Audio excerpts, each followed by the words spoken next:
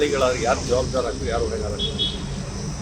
ಖರ್ಗೆ ಅವರ ವಿರುದ್ಧ ಕೂಡಲೇ ತಕ್ಷಣಕ್ಕೆ ಕೇಸ್ ದಾಖಲಿಸಿ ಅವ್ರ ಮೇಲೆ ಕಠಿಣವಾದ ಕ್ರಮ ಕೈಗೊಳ್ಳಬೇಕು. ಯಾಕೆಂತಂದರೆ ಬಾಬಾ ಸಾಹೇಬ್ ಅಂಬೇಡ್ಕರ್ ಅವರು ಬರೆದಿರುವಂಥ ಸಂವಿಧಾನದಲ್ಲಿ ಕೊಲ್ಲೋದಕ್ಕೆ, ಹಿಂಸೆಗೆ ಪ್ರಚೋದನೆ ಮಾಡಲಿಕ್ಕೆ ಅವಕಾಶವೇ ಇಲ್ಲ.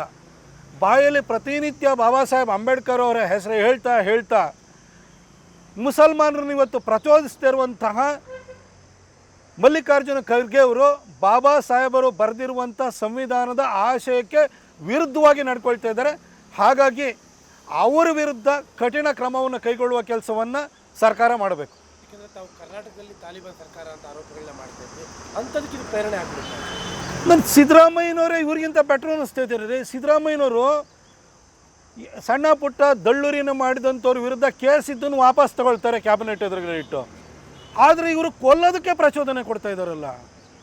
ಸಿದ್ದರಾಮಯ್ಯನವರೇ 100 ಪಾಲು ಉತ್ತಮ ಅಂತ ಅನ್ನಿಸ್ತಾ ಇದೆ ನನಗೆ. ಮಲ್ಲಿಕಾರ್ಜುನ ಖರ್ಗೆ ಅವರ ಮೊಹಮ್ಮದ್ ಅಲಿ ಜಿನ್ನಾನ ಅಂತೇಳಿ ನನಗೆ ಆಶ್ಚರ್ಯ ಆಗ್ತಿದೆ. ಮೊಹಮ್ಮದ್ ಅಲಿ ಜಿನ್ನಾ ಬಾಯಲ್ಲಿ ಬರ್ತಿದ್ದಂಥ ಮಾತುಗಳು 21ನೇ ಶತಮಾನದಲ್ಲಿ ಮಲ್ಲಿಕಾರ್ಜುನ ಖರ್ಗೆ ಅವರ ಬಾಯಲ್ಲಿ ಬರ್ತಾ ಇದೆ. ಅಲ್ಲ, ಅವ್ರ ಕುಟುಂಬನ, ಅವ್ರ ತಾಯಿನ, ಅವ್ರ ತಂಗಿನ ಸುಟ್ಟಾಕಿದವರು, ಅವ್ರ ಪರವಾಗಿ ಅವ್ರನ್ನ ಪ್ರಚೋದನೆಯನ್ನು ಮಾಡ್ತಿರಲ್ಲ ಸರ್. ಇನ್ನೆಷ್ಟು ಕುಟುಂಬ ಸಾಯಬೇಕು? ಈ ಹಿಂದೂಗಳ ವಿರುದ್ಧ ಪ್ರಚೋದನೆಯನ್ನು ಮಾಡಿಸ್ತಿದ್ರಲ್ಲ, ಆ ಹಿಂದೂಗಳಲ್ಲಿ ನೀವು ಬರಲ್ವ? ನಿಮ್ಮ ಕುಟುಂಬನೇ ಸಫರ್ ಆಗಿದೆ.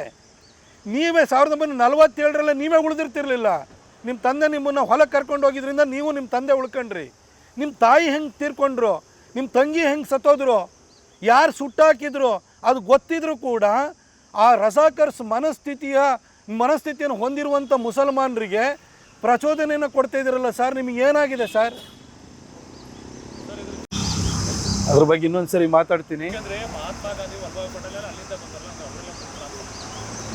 ಈಗ ಇದನ್ನ ಅವರ ನಾಯಕರುಗಳು ಸಮರ್ಥಗಳು ಅಂತ ಕೆಲಸ ಮಾಡ್ತಾರೆ ರಾಜ್ಯದಲ್ಲೂ ಸಹ. ಖರ್ಗೆ ಇರ್ಬೋದು ಅಥವಾ ಪ್ರದೀಪ್ ಇರ್ಬೋದು ಎಂದು ಅವ್ರು ಹೇಳಿದ ಸರಿ ಇದೆ ಅನ್ನೋ ರೀತಿಯಲ್ಲಿ ಮಾತನಾಡ್ತಾರೆ ಸರ್.